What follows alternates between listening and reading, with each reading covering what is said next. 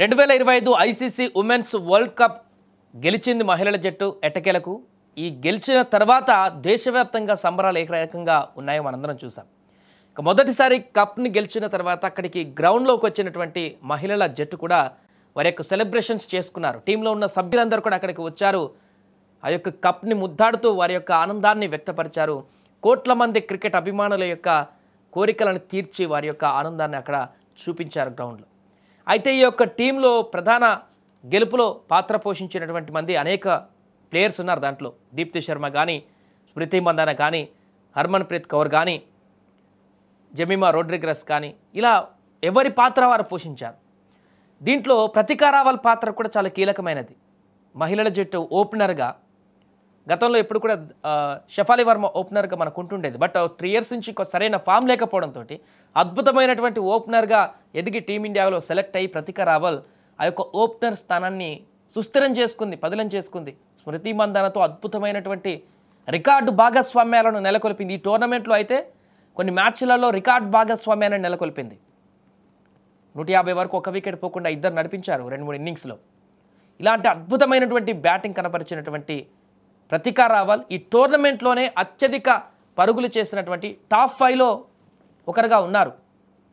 6 ఇన్నింగ్స్లో 308 పరుగులు, సగటున 50 యావరేజ్ తోటి ఈ యొక్క టోర్నమెంట్లో బ్యాటింగ్ పర్ఫార్మెన్స్ కనబరిచింది.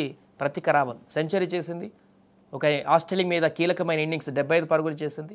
మిగతా ఇన్నింగ్స్లలో 40 పరుగులు, అటు ఇటుగా 35 నుంచి 40 పరుగులు చేస్తూ మంచి యావరేజ్ బ్యాటింగ్ చేస్తూ ఒక అద్భుతమైన ఇన్నింగ్స్ను నెలకొల్పుతూ వచ్చింది. ఒక రకంగా నాకౌట్ దశకు టీమిండియా చేరుకుందంటే, సెమీస్ వరకు చేరుకుందంటే ప్రతికా రావల్ బ్యాటింగే చాలా కీలకమైనటువంటి పాత్ర పోషించిందని చెప్పొచ్చు. సుస్థిరమైనటువంటి బ్యాటింగ్, చాలా కాన్ఫిడెన్స్గా తన ఆటను కనబరిచి స్టేబుల్గా పరుగులు రాణించి టాప్ ఆర్డర్లో ఒక అద్భుతమైనటువంటి పికప్ని తీసుకురాగలిగింది.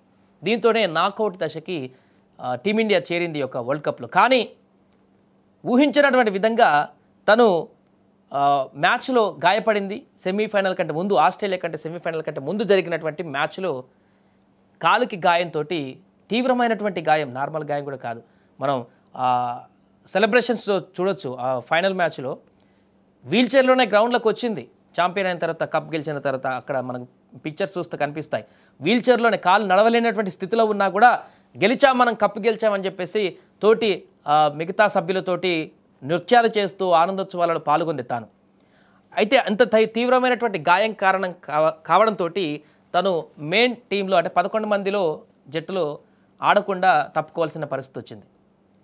అయితే 11 మందిలో నుంచి తప్పుకుంటే 15 మందిలో అయితే ఉంటుంది. కాబట్టి ఈ యొక్క కప్ గెలిచిన తర్వాత అందరికీ పథకాలు ఇస్తారు. కప్ ఇచ్చిన తర్వాత వరల్డ్ కప్ ఫైనల్లో విజేతలుగా ప్రకటించినటువంటి సభ్యుల లిస్టు కూడా ఇస్తారు. దీంట్లో ప్రతికా రావల్ పేరు లేదు. ఇప్పుడు ప్రతికా రావల్కి ఎలాంటి పథకం కూడా రాలేదు. చాలా బ్యాడ్ లక్ అని చెప్పుకోవచ్చు. కారణం, తను తీవ్రమైనటువంటి ఇంజ్యూర్ అవ్వడం చేత, అంటే ఇంజ్యూర్ అయితే టీంలో 15 మంది ఉంటారు కదా, 11 మంది ఆడకపోతే ఏంటి, మిగతా 15 మందిలో ఉంటుంది, ఆ 15లో ఇంకొక ఆడుతుంటారు కదా, అలాంటప్పుడు 15 మందికి పథకాలు ఇస్తారు కదా అని చెప్పేసి ఒక డౌట్ రావచ్చు మీకు. కానీ 11 మందికి పథకాలు ఇచ్చారు. ఇక్కడ ఫైనల్లో గెలిచినటువంటి ఛాంపియన్స్కి 11 మంది లిస్ట్ అవుట్ చేస్తారు, 11 మందికి పథకాలు ఇస్తారు, 11 మందికి ప్రైజ్ మనీ ఇస్తారు. కానీ ఇక్కడ ప్రతికా రావల్ 15 మందిలో కూడా లేదు. 15 మందికి ఇస్తుంటారు ఇవన్నీ కూడా పథకాలు. ఎందుకనంటే 15 మంది సభ్యులను వరల్డ్ కప్ లాంటి బిగ్ ఈవెంట్లకు వచ్చినప్పుడు కానీ, ఏదైనా టోర్నమెంట్ కానీ 15 మందిని సెలెక్ట్ చేస్తుంటారు టీంలో. 11 మంది ఆడుతుంటారు, రొటేషన్లో 15 మంది ఆడుతుంటారు. ఒక ఇద్దరిని స్టాండ్ బై పెట్టుకుంటారు 17, 16, 17.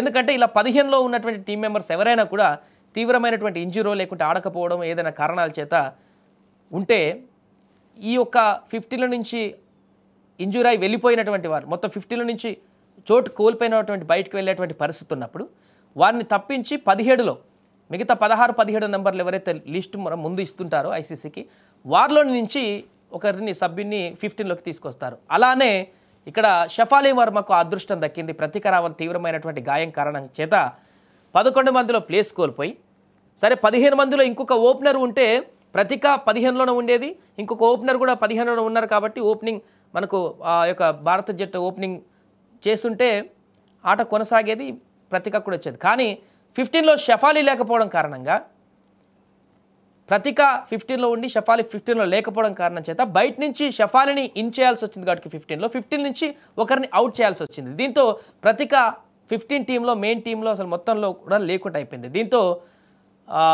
ఒక టోర్నీ గెలవడంలో కీలకమైనటువంటి పాత్ర పోషించిన, ఛాంపియన్ కావడానికి తన యొక్క బాధ్యత నెరవేర్చిన, వరల్డ్ కప్ గెలవడానికి సహకారంలో తన పాత్ర ఉన్నా కూడా ఈరోజు ఆమె ఈ యొక్క ప్రపంచ కప్ ఛాంపియన్లో భాగస్వామ్యం కాలేకపోయింది. ఆ లిస్టులో ఫైనల్ మ్యాచ్లో పథకం సాధించలేకపోయింది.